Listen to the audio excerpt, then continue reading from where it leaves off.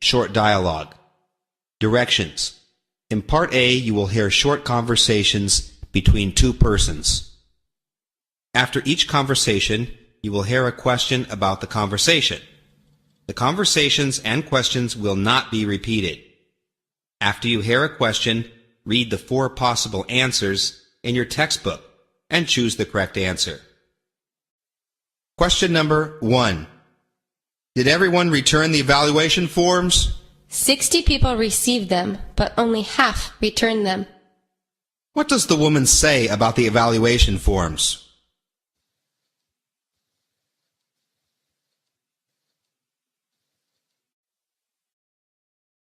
Question number 2. Did you have your history exam today? No, the professor put it off for another week. What does the woman say about the exam?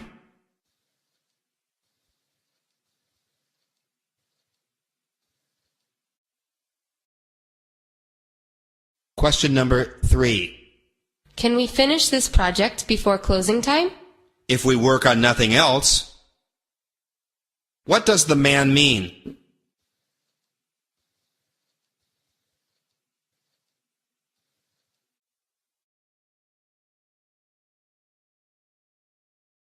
Question number 4. I cannot find the clerk. The floor manager sent him back to the supply room. What happened according to the man?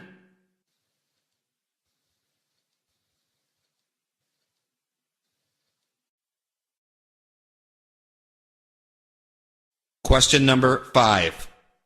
I was so bored at the staff meeting. Seldom have staff meetings lasted this long. What does the woman mean?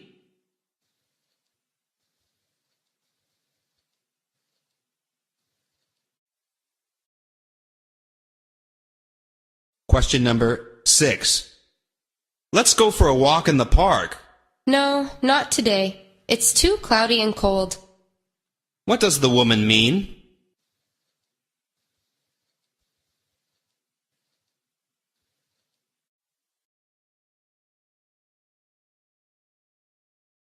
Question number 7. Have you responded to Bob's dinner invitation yet? I'll take care of it right away. What will the man probably do next?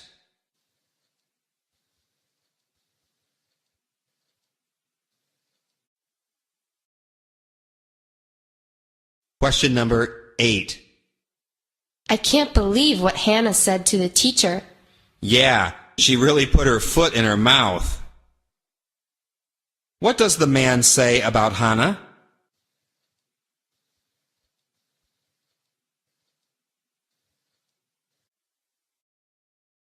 Question number 9.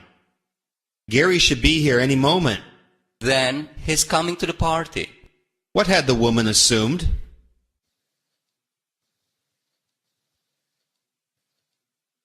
Question number 10. I heard on the radio that the eastbound lanes of Interstate 4 are closed. Yes, a tractor-trailer jackknifed and caused a huge pileup. What are the speakers discussing?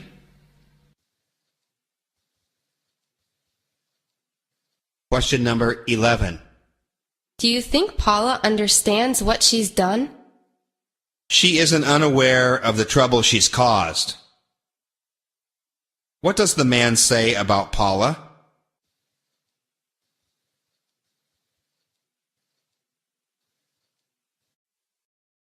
Question number 12. Do you think that the math project this semester was easy? Seldom has a math project been more complicated.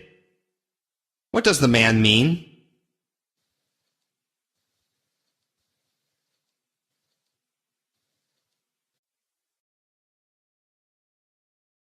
Question number 13.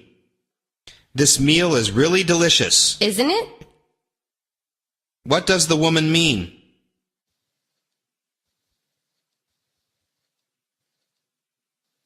Question number 14. Did you enjoy the evening at the nightclub? I wish there had been a little more room on the dance floor. What does the man mean?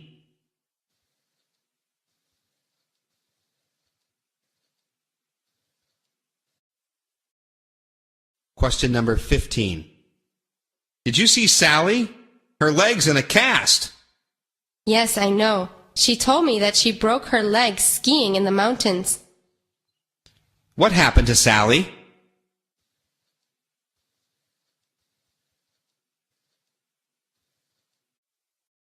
Question number 16. I'm afraid there won't be enough space in my car. Let's take my car instead. It's bigger than yours. What does the man suggest?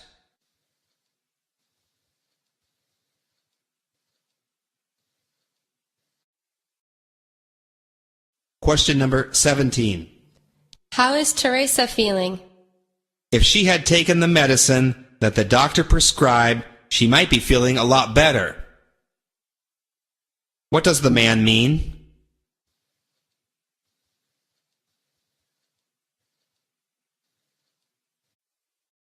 Question number 18. Are the exams corrected yet? No, but they'll be corrected by noon. What does the man mean? Question number 19. I really like our new friend Mark. So do I. He's just so friendly with everyone. What does the woman say about Mark?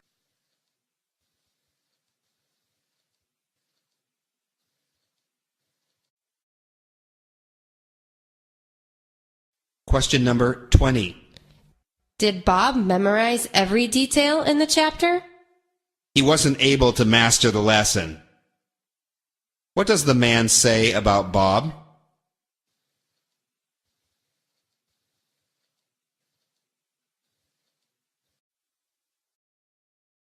Question number 21.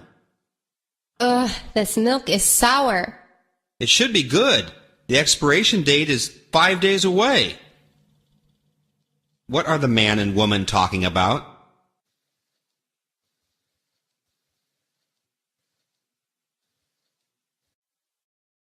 Question number 22. Do you know where Debbie is? Her purse is still here, so she must still be in the apartment. What does the man say about Debbie?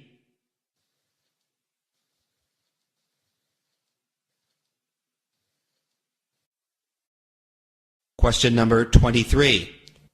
How's Walter doing in his new business? Well, he hasn't exactly been unsuccessful. What does the man mean?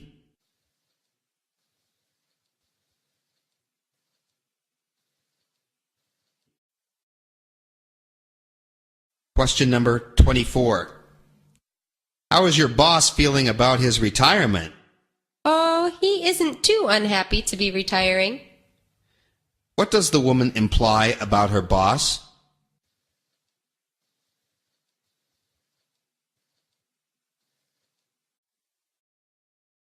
Question number 25. The new neighbors have just moved in. Maybe we should call on them. According to the woman, what should they do?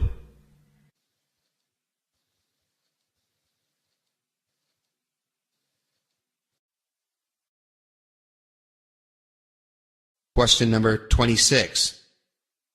How are Peter and Lucy doing lately? They had a quarrel, but they soon made up. What does the man say about Peter and Lucy?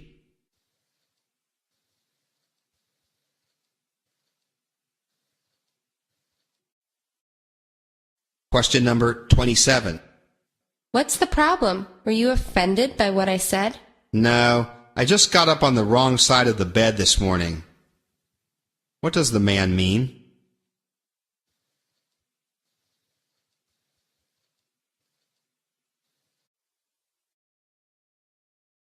Question number 28. You look happy this morning. I just came from the advisor's office and found out that the college board has done away with the foreign language requirement for graduation. What does the man mean?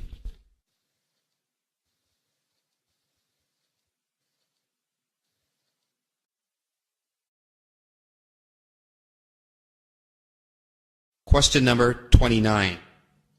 I hear Jan isn't teaching here this term. That's right, she was fired.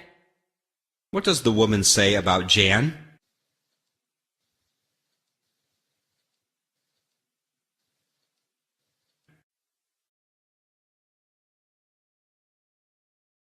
Question number 30.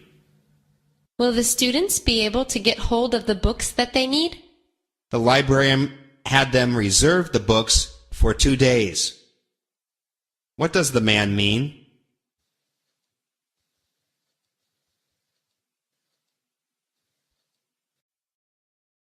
Part B, longer conversation. Directions. In this part of the test, you will hear longer conversations. After each conversation, you will hear several questions. The conversations and questions will not be repeated. After you hear a question, read the 4 possible answers in your test book and choose the correct answer. Questions 31 through 34 are based on the following conversation. Hi, Miss Quinn. Come in, please. Sit down. How are you today? I'm okay. How are you? I'm well, thanks, and thank you for coming in. I'll try not to take too much of your time. Oh, that's okay. Thanks. Why did you, It's okay, I won't bite. I need to talk with you for a few minutes about the paper you submitted last week on bull sharks. all right. Is there, something wrong with it? Well, yes and no. First, it was well researched, and I can tell you put a lot of time in it. This part, for example, is informative and well written. Thank you. I have a feeling there's a but coming. There is. The but is this wording comes straight from an internet website. So does the wording of several other paragraphs in your paper. Oh, don't be surprised. We professors have ways of checking papers against the web. There's a computer program that alerts us if something in a student's paper matches something on a website. In this case, the alarm bells were blaring. I know. Sorry. I thought you said we could use the internet to do research for the paper. The website helped me a lot, gave me lots of information. And it was good information, Miss Quinn. You are allowed to use that information. The problem is, you can't simply copy it word for word and submit it as your own work. That's called plagiarism. It's a serious crime. In fact, it sometimes causes students to get expelled from universities. I didn't mean, I guess I mean... It's I was okay, pressed for it's time. okay, just settle down. You're not going to get expelled. When we're in a hurry, we're all tempted to take shortcuts. The good news is, your whole paper doesn't seem to be copied, so I can tell you didn't simply lift it verbatim off the internet. In fact, much of it is your own work. Do you know what paraphrasing is? Yeah, it's when you say, or write what somebody else has said, but you say it in your own words. Correct. It's perfectly fine to paraphrase information that you find online or in books or magazines. But it's not okay to quote others' work directly in your paper unless you credit the original source. You understand? Yes, I'm sorry. Will this affect my grade? I'll tell you what. I've highlighted the suspicious paragraphs in your paper. Let's do this. Take your paper home now, rewrite all the highlighted paragraphs as paraphrases, and resubmit it a week from today. Then I'll grade it based on your revisions. Is that fair? Yes, sir. Thank you. I'll have it back to you next week, no problem. I appreciate your coming in, Miss Quinn. Enjoy the rest of your day.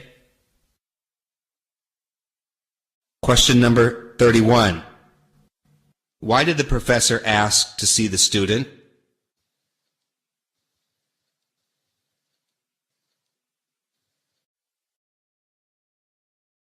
Question number 32. According to the professor, what did the student do wrong?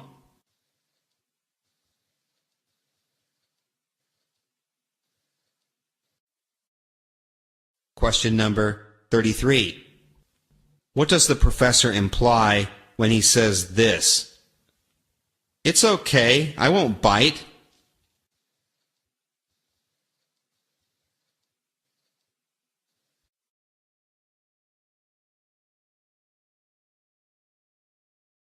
Question 34. What is the professor's attitude toward the student?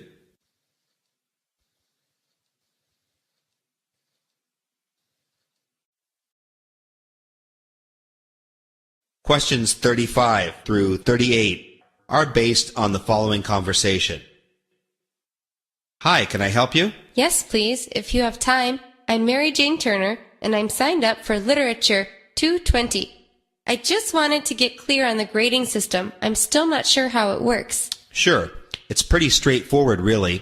After each lecture, we prepare a short quiz on that material, and you take it at the beginning of the next lecture period. It only takes about 10 minutes, and it's pretty simple. If you've taken good notes and studied them a bit beforehand, that is. There are 15 lectures, so that's 15 quizzes. And they're part of our final grade, right? Right. 1% each, or 15% for all 15 of them. Don't our individual quiz scores count? Nope, sorry. They're just pass-fail quizzes. So pass them all, and it's 20% of my final grade? That's right. Sounds good. And 60% are your midterm and final exams. Are they short and sweet, too? Haha, nope, afraid not. They're not like the quizzes. They're 90-minute tests and require a good bit of writing in addition to the objective questions. The midterm covers the first 8 lectures, the Founding Fathers to Mark Twain. The final mainly covers World War I to the present, from Lecture 9 on. So, first half authors won't be on the final. That's not what I said. I said it's mainly on the second half of the course.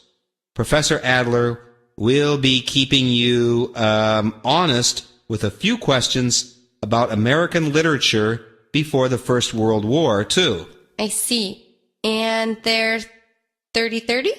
Yes, 30% for the midterm, 30% for the final, and up to 20% for the weekly quizzes. And then up to 10% each for your essays. You'll need at least 90% for an A, 80% for a B, and 70% for a C. Could you tell me something about what is expected with our essays? There's 2 of them, right? Yes, you're required to write 2 short critical essays on American authors of your choice from anywhere in American literary history, and we'll be looking carefully at your writing style and ability as much as at the content of your essays. The professor's a real stickler for overall literacy. So I can choose any author in the syllabus. Yes, but I can tell you that we often like it when a student picks an author out of the mainstream. Perhaps a lesser writer that we haven't been able to include in the lectures, or a contemporary author who hasn't found a place in literary history yet. Someone really obscure? Not a good idea. The author you choose should have some relevance to the course of American literature. And if you can demonstrate that relevance clearly in 4 to 5 typewritten pages, then you'll have a good essay. For each essay? Oh. Question 35. What is the purpose of this conversation?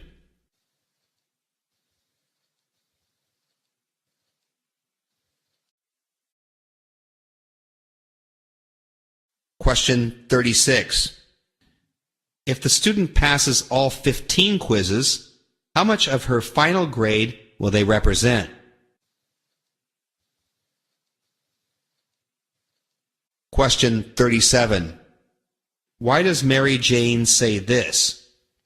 Are they short and sweet, too?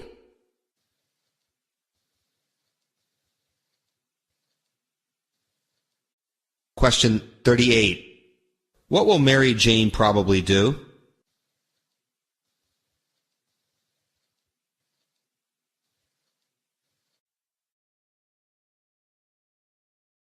Part C, Long Talk. Directions. In this part of the test, you will hear 2 long talks, and you will hear some questions. The talks and questions will not be repeated.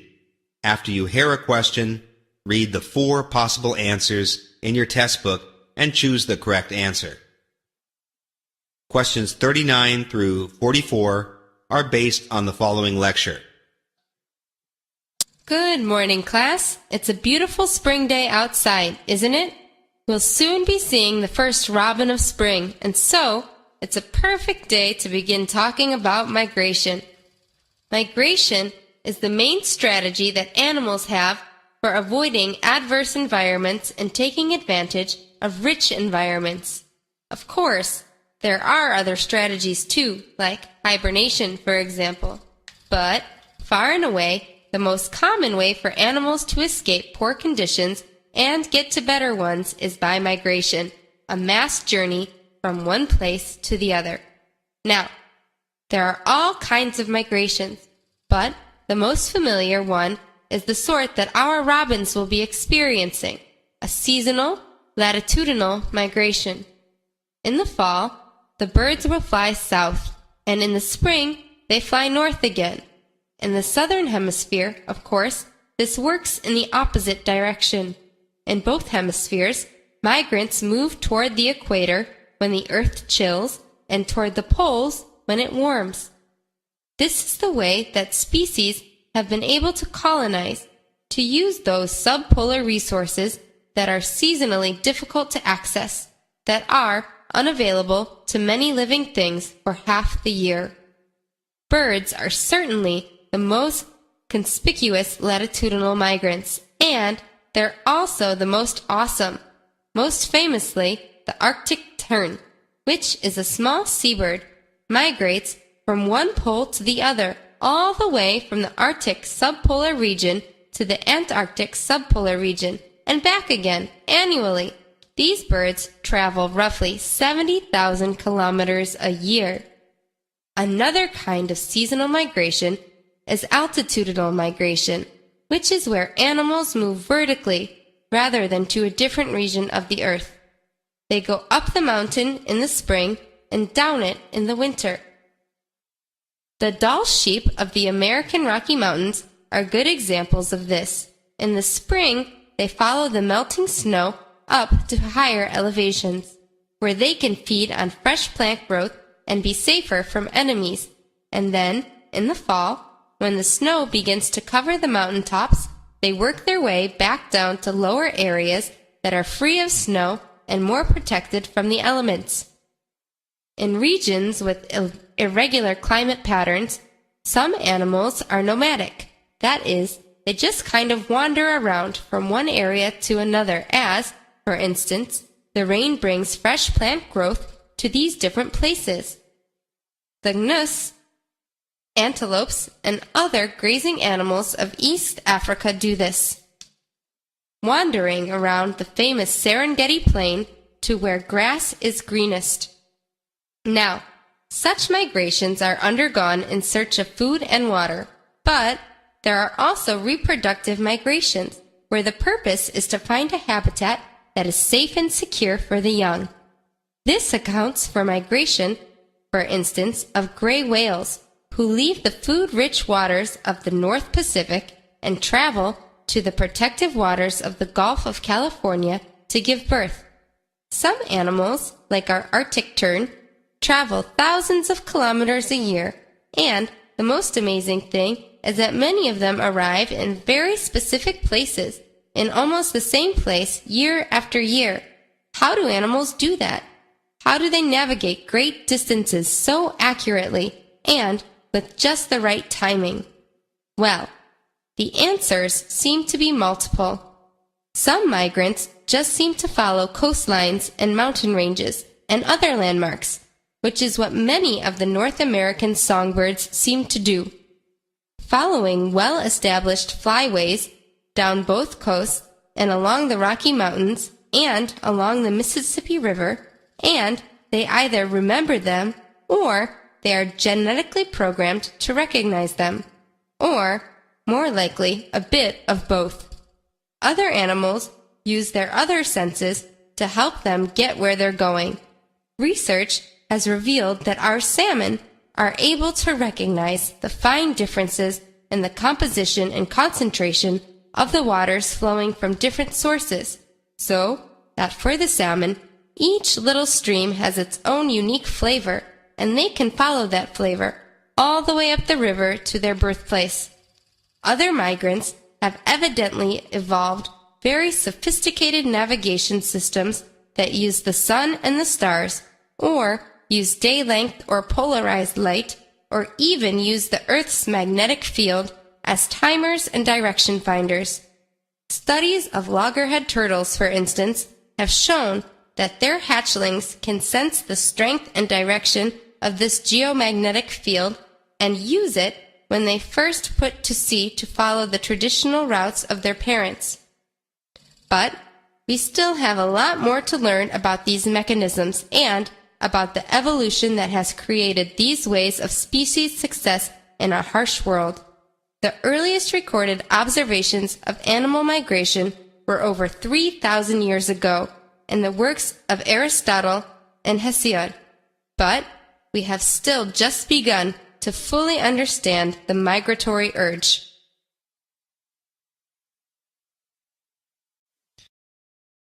Question 39.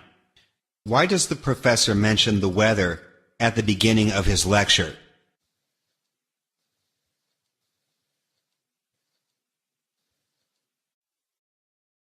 Question 40.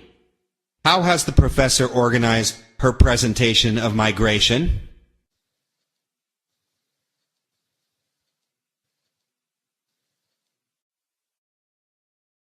Question 41. According to the lecture, what is the main difference between altitudinal and latitudinal migration? Question 42. Based on the professor's remarks, what does nomadic mean?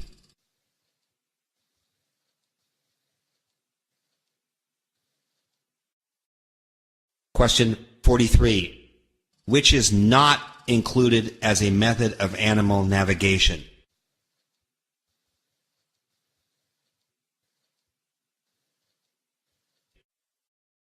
Question 44. In 1822, some white storks in the village of Klutz, Germany, were discovered to be embedded with African arrows. What does this tell us about them?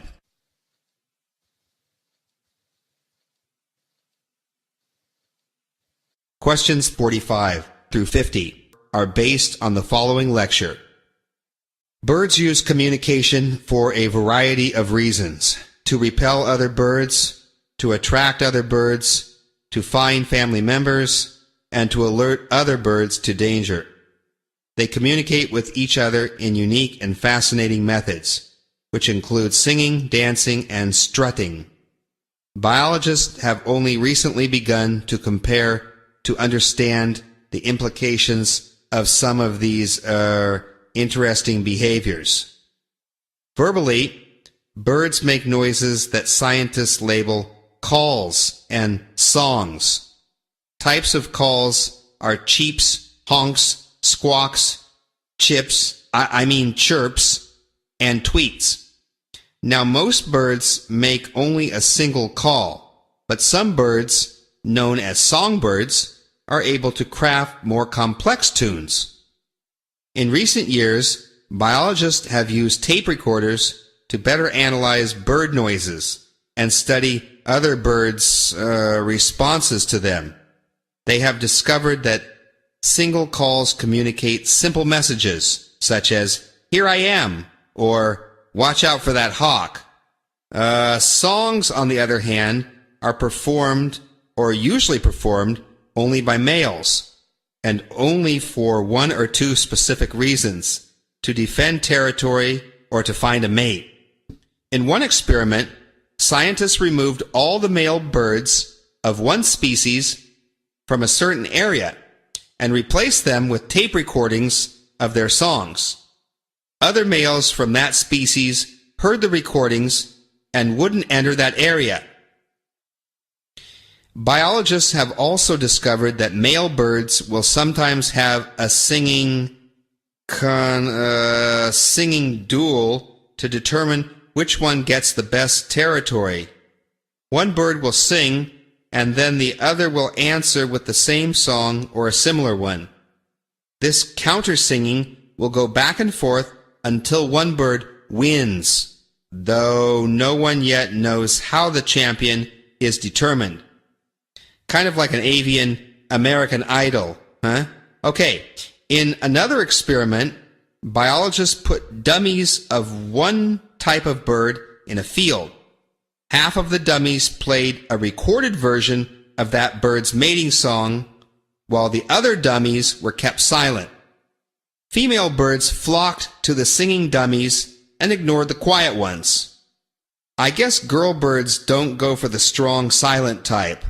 Ugh.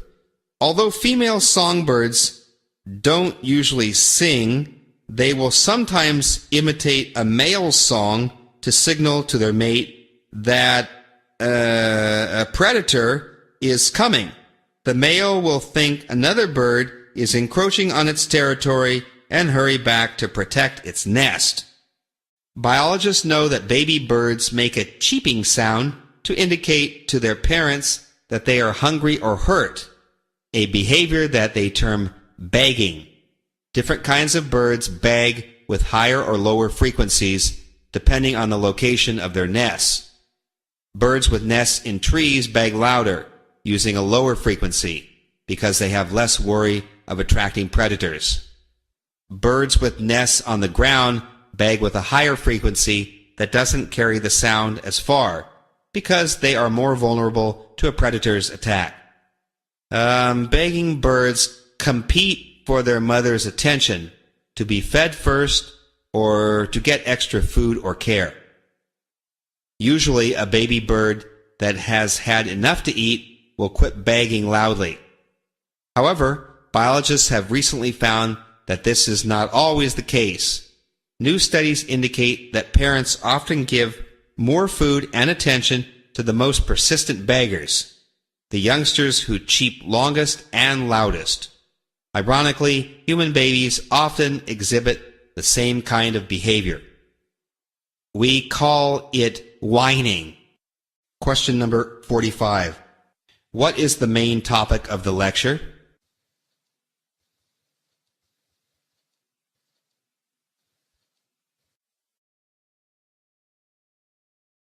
Question number 46. How do male birds use songs?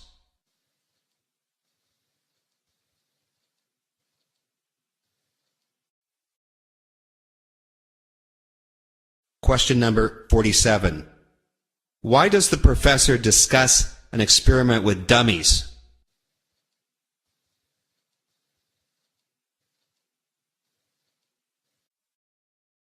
Question 48. What is true of baby birds whose nests are in trees?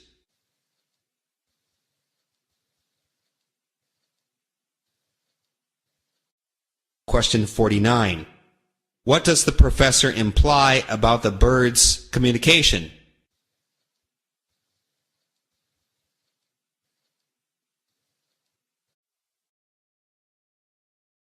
Question 50. Where did this talk most probably take place?